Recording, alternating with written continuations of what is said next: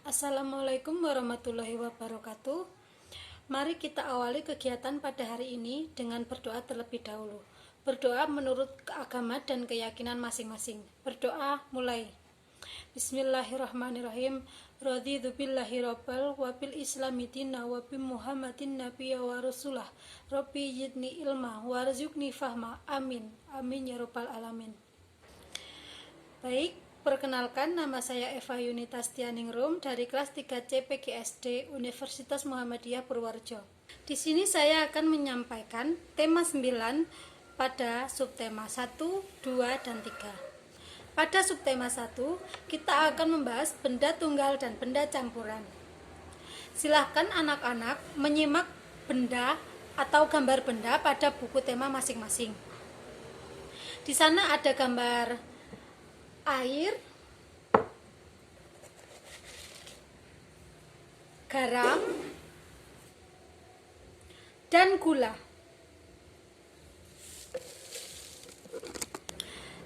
Serta ada emas batang. Karena di sini tidak ada emas batang, saya umpamakan dengan dompet. Setelah mengamati gambar-gambar tersebut, mari kita bahas pertanyaan di bawahnya. Yang pertama adalah, apa yang dimaksud zat tunggal? Zat tunggal adalah zat yang tersusun dari satu materi saja. Contohnya di sini ada spidol.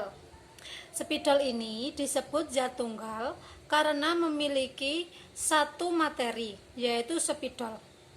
Kemudian ada kawat tembaga. Kawat tembaga disebut zat tunggal karena tersusun dari satu materi, yaitu kawat tembaga itu sendiri yang dibentuk memanjang. Kemudian ada paku. Paku merupakan zat tunggal karena tersusun dari besi saja, tidak ada campuran yang lain. Lalu, apa itu zat campuran? Zat yang terdiri atas berbagai materi. Zat campuran sendiri dibagi menjadi dua bagian, yaitu campuran homogen dan campuran heterogen. Campuran homogen sendiri adalah campuran yang dapat menyatu dengan sempurna antara dua materi atau lebih. Sedangkan campuran heterogen adalah campuran yang tidak dapat menyatu dengan sempurna atau tidak membaur seutuhnya. Contoh dari campuran homogen adalah air dengan gula. Gula akan larut di dalam air dengan sempurna atau menjadi seutuhnya cair seperti air. Sedangkan campuran heterogen, contohnya yaitu air dengan kopi. Air akan berwarna hitam seperti kopi, namun kopi tidak seutuhnya larut dalam air. Ketika kopi habis diminum, kopi akan tersisa endapan di bawah sedikit. Mari kita praktekkan. Di sini saya menyiapkan 2 gelas yang berisi air. Kemudian nanti air tersebut akan saya berikan gula dan saya berikan kopi. Yang pertama saya berikan gula terlebih dahulu.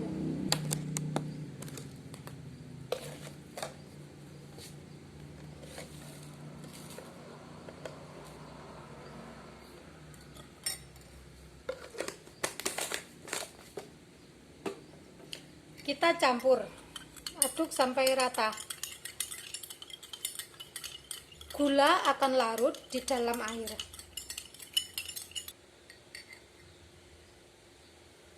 Dapat dilihat, tidak ada gulanya lagi, atau hanya airnya saja. Ini membuktikan bahwa air dicampur dengan gula merupakan campuran homogen. Dan air terasa manis karena gula larut dalam air. Kemudian percobaan kedua, di sini ada air putih, kita campur dengan kopi.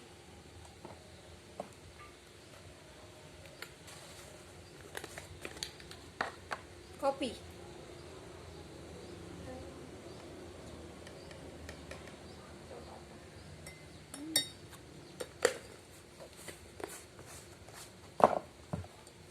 kita aduk sama seperti air gula tadi.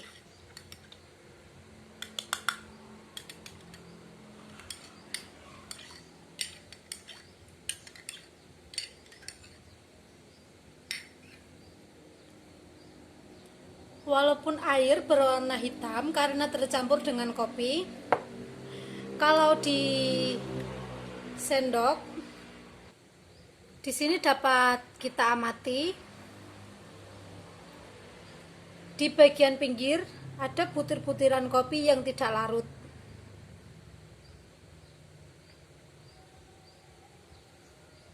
Ketika didiamkan beberapa saat,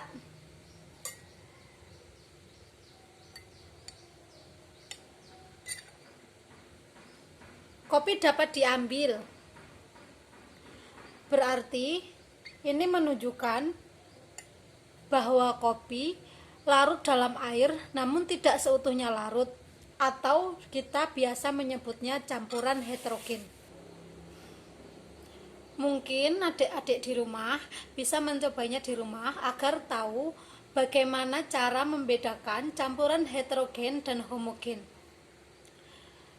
Jadi kesimpulannya, untuk materi pembelajaran 1, benda-benda terdiri dari 2 benda, yaitu benda tunggal dan benda campuran. Benda tunggal adalah benda yang terdiri dari satu materi, sedangkan benda campuran yaitu benda yang terdiri dari beberapa materi yang larut menjadi satu. Pada benda campuran sendiri terdiri dari 2 jenis, yaitu campuran homogen dan campuran heterogen.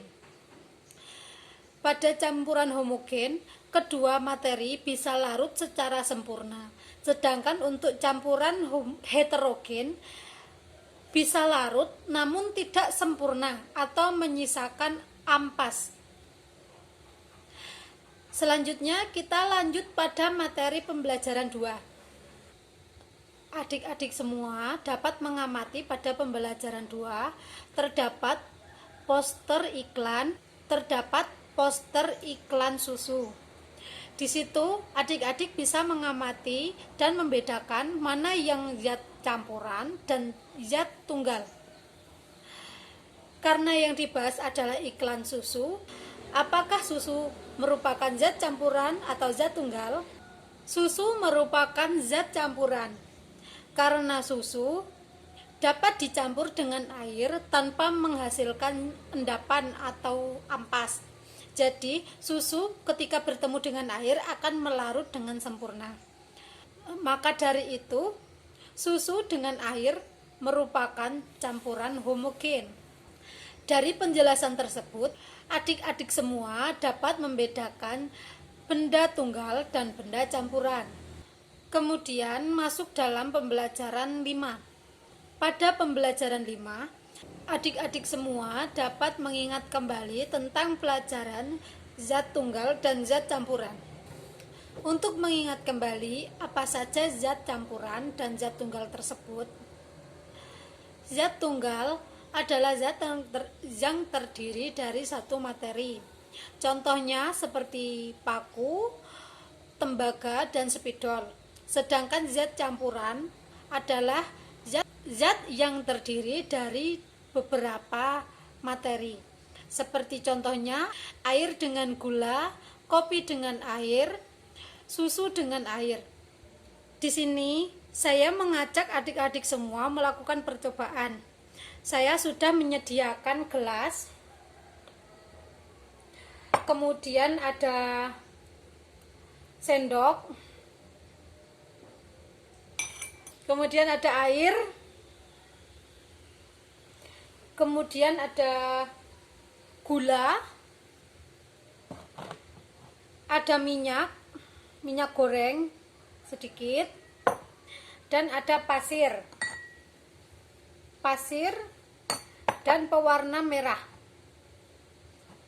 Pada buku tema masing-masing terdapat kolom, yaitu kolom nama benda dan zat penyusun.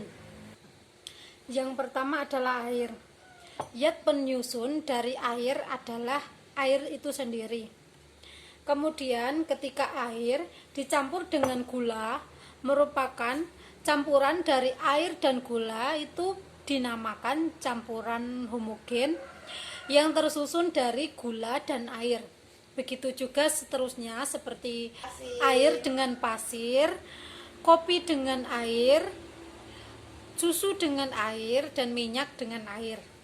Percobaan yang pertama yaitu mencampurkan air dengan minyak.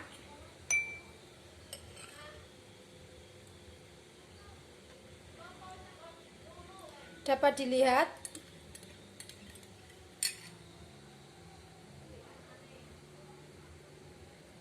minyak tidak dapat menyatu dengan air.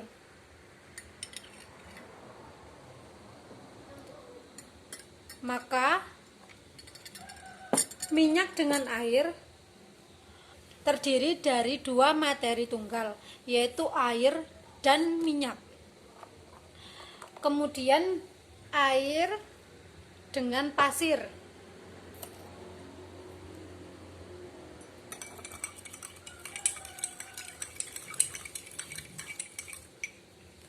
Warna menjadi gelap, namun pasir mengendap di bawah. Ini merupakan campuran heterogen karena pasir dapat melarut di air dan membuat air berwarna, yaitu agak gelap. Namun di bawahnya ada pasir yang tidak dapat larut. Ini pada campuran air dengan pasir terdiri dari dua materi tunggal, yaitu pasir dan air, yang menjadi materi campuran karena pasir dapat melarut pada air namun tidak habis terlarut. Kemudian ada zat tunggal. Zat tunggal yaitu spidol, ada lagi tembaga, kawat tembaga, kemudian ada paku. Zat campuran yaitu zat yang tersusun dari beberapa materi, yaitu seperti tadi contohnya dengan pasir dengan air, gula dengan air, kopi dengan air, garam dengan air. Air sendiri merupakan zat tunggal, namun ketika air bertemu dengan zat yang lain atau benda lain yang dapat larut di dalam air, termasuk dalam zat campuran, karena dua benda yang terbaur menjadi satu di dalam air itu merupakan campuran, seperti misalnya kopi, gula, dan air. Ada tiga materi tunggal, yaitu kopi, gula, dan air. Kopi dapat larut pada air, namun tidak larut dengan sempurna. Kemudian ada kopi, air, dan gula. Dicampur dengan gula. Gula sendiri dapat larut di dalam air, karena itu campuran kopi, air, dan gula disebut dengan campuran homogen heterogen. Dari percobaan tersebut, adik-adik semua diharapkan bisa mengidentifikasi zat-zat campuran. Kemudian kita lanjut pada subtema 2. Pada subtema 2, kita akan membaca bagan yang sudah tersedia pada buku tema. Adik-adik semua dapat melihat kepada buku tema masing-masing. Di sana ada bagan materi. Materi terbagi menjadi dua bagian, yaitu zat tunggal dan zat campuran. Zat tunggal sendiri dibagi menjadi dua bagian lagi. Yang pertama senyawa dan yang kedua unsur. Pada zat campuran juga dibagi menjadi dua, yaitu campuran heterogen dan campuran homogen. Pada zat tunggal unsur, di sana ada contoh logam dan emas. Kemudian pada senyawa, di sana terdapat contoh garam, kemudian ada gula dan air. Kemudian pada campuran homogen, contohnya yaitu sirup dan larutan gula. Kemudian contoh pada campuran heterogen yaitu air dengan kopi, air dengan tanah, dan air dengan minyak. Semua contoh yang terdapat di situ pada pembahasan sebelumnya pada subtema 1 kita sudah mempraktekkan semuanya. Kemudian kita akan membedakan dengan jelas apa campuran homogen dan apa itu campuran heterogen, apa itu senyawa dan apa itu unsur. Yang pertama adalah unsur. Unsur terdiri dari dua bagian. Bagian pertama logam dan bagian kedua non logam. Yang logam contohnya tadi ada besi, perak, dan emas. Kemudian pada non logam contohnya oksigen, nitrogen, dan karbon. Kemudian pada senyawa contohnya gula, garam, dan air. Kemudian kita lanjut pada pembelajaran 2. Saya akan menyajikan gambar-gambar makanan dan minuman. Adik-adik semua dapat mengklasifikasikannya pada campuran heterogen ataupun campuran homogen untuk pendalaman materi pemahaman tentang campuran. Lalu kita lanjutkan pada pembelajaran 2. Di sini saya akan menyediakan gambar-gambar makanan dan minuman. Kemudian adik-adik semua dapat mengklasifikasikannya ke dalam zat tunggal atau zat campuran, dan zat campuran tersebut masuk ke dalam zat campuran homogen ataupun heterogen. Yang pertama gambar apel. Apel dapat diklasifikasikan ke dalam zat tunggal karena apel tidak tercampur dari bahan apapun, yaitu hanya apel, satu buah apel. Kemudian ada sirup. Sirup merupakan campuran homogen karena air yang dicampur dengan sirup dapat terlarut sempurna tanpa menyisakan ampas. Kemudian air dengan kopi. Air dengan kopi merupakan campuran heterogen karena air yang dicampur dengan kopi akan menghasilkan endapan atau ampas. Contoh-contoh tersebut ditujukan untuk adik-adik semua supaya lebih mendalami materi dan memahami materi tentang zat tunggal atau zat campuran homogen ataupun heterogen. Kemudian kita lanjut pada pembelajaran 5. Pada contoh-contoh sebelumnya yaitu apel, sirup, dan kopi, mari kita identifikasi komponen-komponen penyusunnya. Yang pertama adalah apel. Apel tersusun dari satu buah apel dan tidak ada campuran lain. Maka dari itu, identifikasi komponen dari apel yaitu apel itu sendiri. Kemudian sirup. Sirup tersusun dari air dan sirup sendiri. Sirup tersusun dari cairan sirup dan air. Maka dari itu, campuran itu terdiri dari komponen sirup dan komponen air yang terbaur menjadi satu menjadi campuran homogen. Yang ketiga, contoh ketiga yaitu larutan air dengan kopi. Larutan air dengan kopi terdiri dari komponen air dan kopi, kemudian dijadikan menjadi satu sehingga membentuk campuran heterogen karena menghasilkan endapan. Kemudian masuk ke dalam subtema 3. Subtema 3 membahas tentang unsur dan senyawa. Adik-adik semua bisa melihat tabel pada buku masing-masing. Di sana ada tabel. Mari kita lengkapi bersama-sama. Yang pertama adalah air. Air merupakan senyawa karena air dapat bercampur dengan senyawa yang lain. Yang kedua ada tembaga. Tembaga merupakan unsur karena masuk ke dalam logam.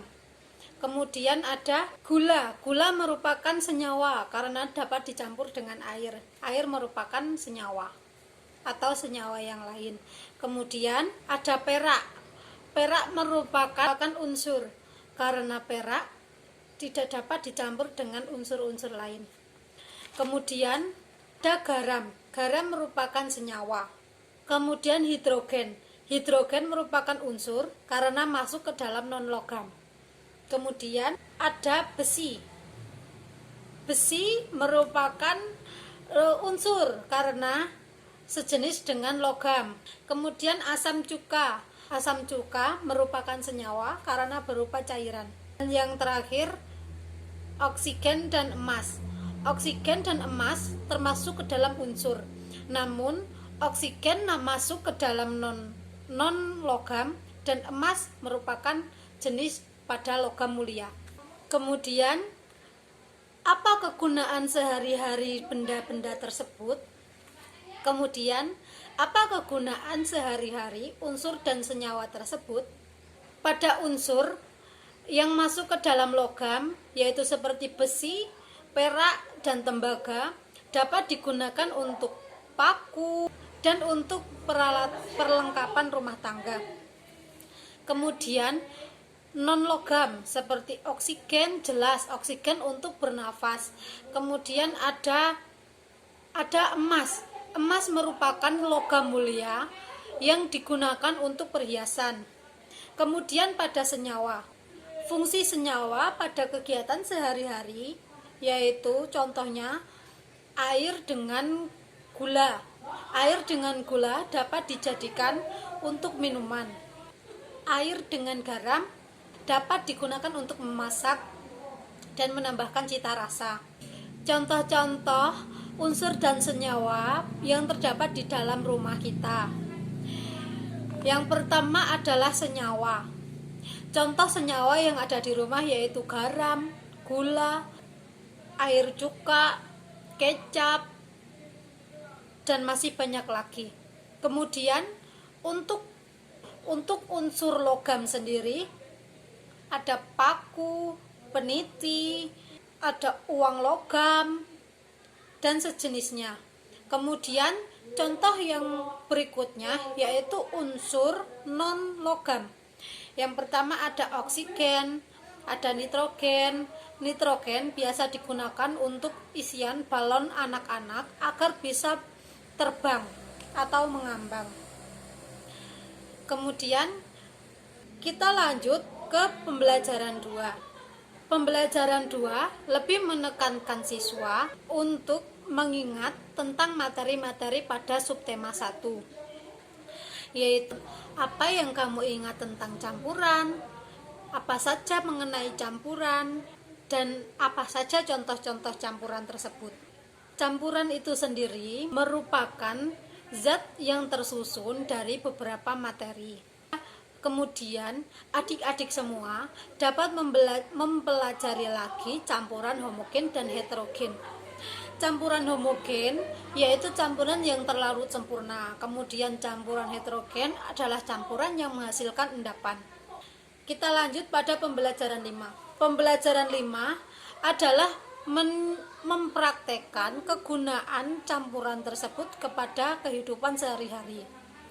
Di sini saya akan mempraktekkan bagaimana membuat corak pada baju menggunakan campuran yang disebut campuran homogen, yaitu air dengan pewarna. Mari kita praktekkan. Di sini saya sudah menyediakan kain putih yang sudah saya gulung. Dan di sini menggunakan tali cukup banyak agar tidak copot waktu disiram. Di sini menggunakan wantek. Ini bubuknya. Kemudian kalau sudah jadi seperti ini, tidak ada ampasnya.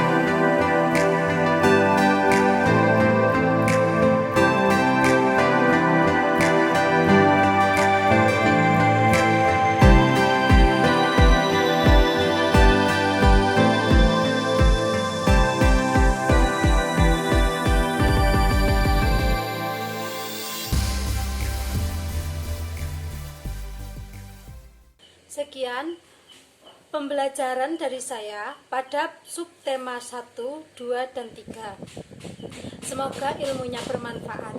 Apabila ada kekurangan dalam pengeditan, saya mohon maaf.